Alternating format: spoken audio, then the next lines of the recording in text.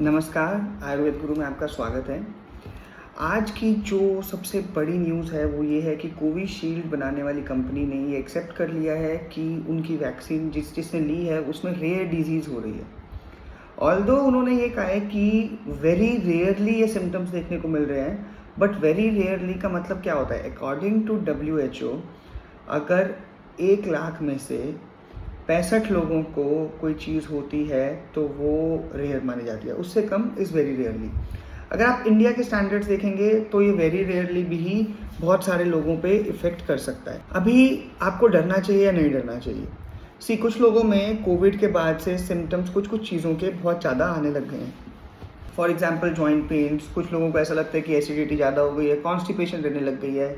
तो ऐसे लोगों को मेरे हिसाब से आयुर्वेद की तरफ मूव करना चाहिए, because Ayurveda is a science जिसने बड़ा बॉडी को एज अ होल देखा है। कोविड के टाइम पे हम चिंतित थे, हमें लग रहा था कि रेस्पिरेटरी सिस्टम को बचाना पड़ेगा, हमें अपनी इम्यूनिटी बढ़ानी है तो सिर्फ वैक्सीन ही ज़रिए हैं, तो हमने उस टाइम वैक्सीन पे फोकस किया।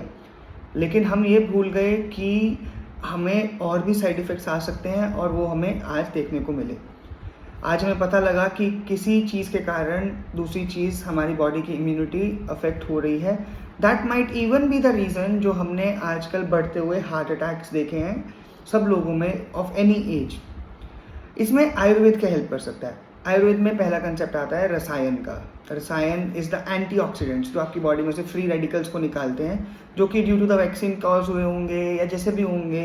First thing, I am not claiming it कि वो आपकी बॉडी में से निकल ही जाएंगे, बट आयुर्वेद बिलीव्स इन स्वस्थस्य स्वास्थ्य रक्षणम, कि एक हेल्दी इंसान की हेल्थ को बचाने का हम काम करते हैं।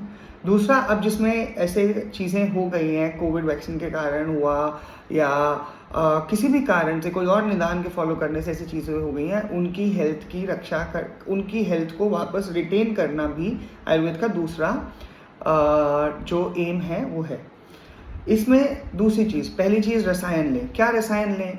च्यवनप्राश एक रसायन हो सकता है, त्रिफला रसायन हो सकता है। वो कैसे लेना है? आप एक आयुर्वेदिक फिजिशियन को कंसल्ट करें, बिकॉज हमें आपकी पूरी बॉडी का अब ध्यान रखना पड़ेगा। दिस इज़ हाई टाइम, ये एक ऐसा टाइम आ चुका है कि आपको ये चीज़ का अब ध्यान रखना ही पड़ेगा कि आप क्या खा रहे हैं, क्या इनटेक कर रहे हैं, क्या आपकी बॉडी में जा रहा है, जिससे कितनी चीज़ें कॉज हो रही हैं। दूसरी चीज़ जो आती है वो ये आती है कि आप पंचकर्मा लें, डिटॉक्स कराएं। जितने भी टॉक्सिन्स अभी आपकी बॉडी में हैं उसको बाहर निकालें।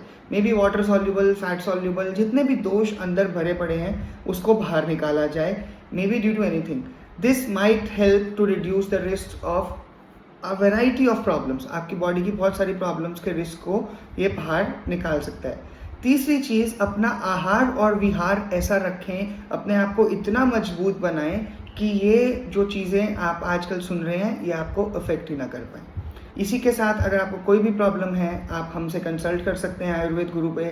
आपके जो डाउट्स हैं हम क्लियर करने की कोशिश करेंगे। नमस्कार।